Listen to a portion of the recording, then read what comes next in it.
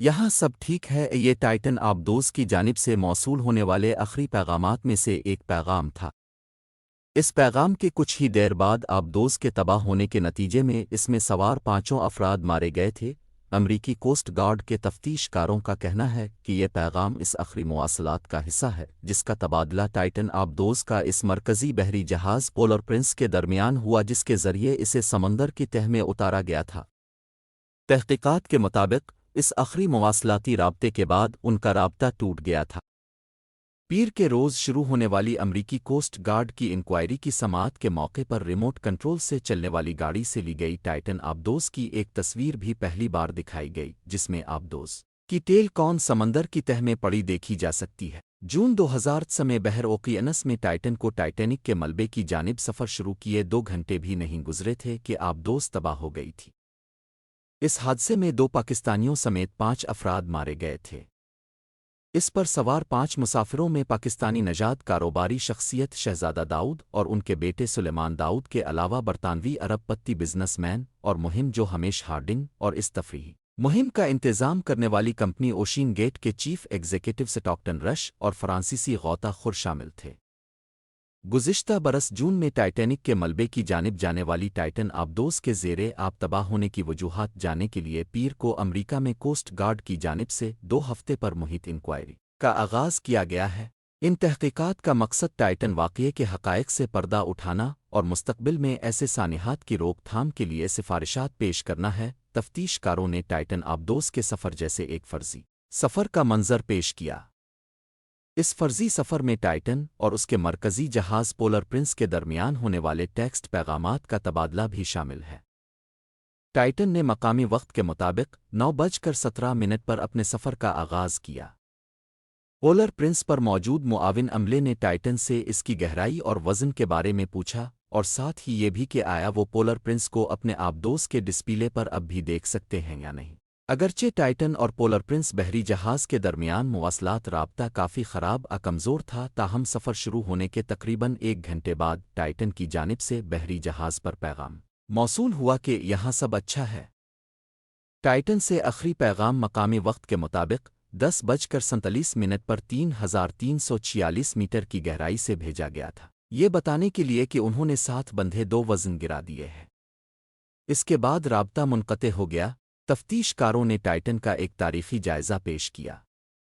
انہوں نے بتایا کہ آبدوز کے باہری خول کی کبھی بھی کسی تھرڈ پارٹی سے ٹیسٹنگ نہیں کروائی گئی اور اسے سٹوریج کے دوران موسم اور دیگر عناصر کے رحم و کرم پر چھوڑ دیا گیا تھا۔ اس کے علاوہ تفتیش کاروں نے حادثے سے پہلے کی ٹائٹن کی مہمات کے دوران آبدوز کو پیش آنے والے سنگین مسائل کا بھی تذکرہ کیا۔ سن 2021 اور سن 2022 میں ٹائٹینک کے ملبے تک جانے والی 13 مہمات کے دوران ٹائٹن کو مجموعی طور پر 118 مرتبہ مختلف آلات میں خرابی کے مسائل کا سامنا کرنا پڑا تھا۔ ان میں پانی سے باہر نکالتے وقت آبدوز کے سامنے والے حصے کا گر جانا، اس کے تھرسٹرز کا 3500 میٹر سے زیادہ گہرائی میں کام نہ کرنا اور ایک غوطے کے دوران اس کی بیٹریوں کا ختم ہو جانا، جس کی وجہ سے اس کے مسافر 27 گھنٹوں تک اندر پھنسے رہ گئے تھے۔ ٹائٹن کو بنانے والی کمپنی اوشن گیٹ کو اس سے قبل ٹائٹن کے ڈیزائن کے انتخاب، اس کے حفاظتی ریکارڈ اور ضوابط کی پابندی پر تنقید کا سامنا کرنا پڑا تھا۔ کمپنی کے سابق انجینئرنگ ڈائریکٹر ٹونی نیسن کا کہنا ہے کہ انہوں نے جو شواہد دیکھے ہیں وہ پیشہ ورانہ اور ذاتی دونوں لحاظ سے کافی پریشان کن تھے۔ ٹونی نیسن نے دعویٰ کیا کہ انجینئرنگ کے بیشتر فیصلوں پر اوشین گیٹ کے آن جہانی CEO سٹاکٹن رش کا فیصلہ حرفن آخر ہوتا تھا اور ان کے ساتھ کام کرنا کافی مشکل تھا۔ سٹاکٹن خود بھی حادثے کا شکار ہونے والی آبدوز پر سوار تھے۔ ان کا کہنا ہے کہ سٹاکٹن ہر اس بات کے لیے لڑتے تھے جو وہ چاہتے تھے اور وہ اس پر بالکل بھی سمجھوتا کرنے کو راضی نہیں ہوتے تھے۔ ٹونی نیسن کے مطابق زیادہ تر لوگ آخر کار سٹاکٹن سے ہار مان کر پیچھے ہو جاتے تھے۔ اس حادثے کے بعد اوشن گیٹ نے تمام مہمات اور کمرشل آپریشنز معطل کر دیے تھے۔ کمپنی کا کہنا ہے کہ ان کے پاس فی الحال کوئی کل وقتی عملہ نہیں ہے، لیکن انکوائری میں ایک وکیل ان کی نمائندگی کرے گا۔ یاد رہے کہ اس سے قبل بھی اوشین گیٹ کمپنی کے مالک سٹاکٹن رش کو ٹائٹن آبدوز سے متعلق متعدد بار خدشات سے آگاہ کیا گیا، لیکن انہوں نے ان کو بے بنیاد قرار دیتے ہوئے رد کر دیا تھا۔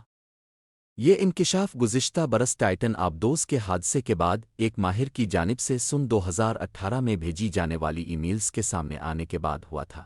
راب مککلم نے اوشین گیٹ کے سی ای او سٹاکٹن رش سے کہا تھا کہ وہ اپنے کلائنٹس کی زندگیوں کو خطرے میں ڈال رہے ہیں اور انہوں نے آبدوز کا استعمال اس وقت تک روکنے کا مشورہ دیا تھا جب تک اسے کوئی خود مختار ادارہ جانچ نہیں لیتا۔ بی بی سی نے یہ پیغامات دیکھے ہیں جن کے جواب میں سٹاکٹن رش نے کہا کہ وہ ایسے ماہرین سے تنگ آ چکے ہیں جو جدت کا راستہ روکنے کے لیے حفاظت کے موقف کو استعمال کرتے ہیں۔ راب مککلم نے بی بی سی کو بتایا ہے کہ پیغامات کا یہ تبادلہ اس وقت تھم گیا تھا جب اوشین گیٹ کمپنی کے وکلاء نے قانونی کارروائی کی دھمکی دی تھی۔ مارچ 2018 میں انہوں نے سٹاکٹن رش کو ای میل میں لکھا تھا کہ میرے خیال میں اب خود کو اور اپنے کلائنٹس کو خطرے میں ڈال رہے ہیں۔ ٹائٹینک تک پہنچنے کی ریس میں آپ اسی مشہور محاورے کی مثال بن رہے ہیں کہ وہ ڈوب نہیں سکتی۔ اپنے جوابی پیغامات میں سٹاکٹن رش نے ٹائٹن سے جڑے خدشات اور تنقید پر مایوسی کا اظہار کی تھا۔ سٹاکٹن رش اس آبدوز میں سوار تھے جو 5 مسافروں سمیت زیر سمندر تباہ ہو گئی ہے۔ پیر کو شروع ہونے والی سماعت 15 ماہ سے جاری تحقیقات کی پہلی عوامی سماعت ہے۔ ٹائٹن حادثے کے بعد اٹھنے والے سوالات جن کے جوابات اب تک نہیں مل سکے ہیں نے حفاظت اور زیر سمندر کی نجی تلاش کے ضابطے پر ایک طویل بحث کو جنم دیا ہے۔ توقع کی جا رہی ہے کہ کوسٹ گارڈ کے marine board of investigation (MBI) OceanGate کے 10 سابق ملازمین بشمول شریک بانی گیلرمو سوہنلین اور سمندری حفاظت اور سمندر کے اندر تلاش کے ماہرین کے بیانات قلمبند کرے گی۔ اتوار کے روز MBI کے چیئرمین کا کہنا تھا کہ میرین بورڈ آف انویسٹیگیشن امریکہ میں سمندری ہلاکتوں کے بارے میں انکوائری کا سب سے معتبر ادارہ ہے جو ہر سال تقریباً ایک سماعت کرتا ہے۔ جیسن نیوباور کا کہنا ہے کہ ہزاروں تحقیقات میں سے ایک ٹائٹن کی سطح کا معاملہ ہوتا ہے۔ ان کا کہنا ہے کہ انہیں امید ہے کہ اس سماعت سے سانحے کی وجوہات پر روشنی ڈالنے میں مدد ملے گی اور مستقبل میں اس طرح کے حادثوں کو روکا جا سکے گا۔ کوسٹ گارڈ اور نیشنل ٹرانسپورٹیشن سیفٹی بورڈ کے اعلیٰ عہدیداروں کے بورڈ کو دیوانی جرمانے کی سفارش کرنے فوجداری مقدمہ چلانے کے لیے امریکی محکمہ انصاف کو ریفرل کرنے کا اختیار ہے۔ مزید ایسی اچھی اور معلوماتی ویڈیوز دیکھنے کے لیے ہمارے چینل ڈیلی ٹرینڈ اینڈ ٹریکرس کو سبسکرائب، لائک اور کمنٹ کرنا نہ بھولیں۔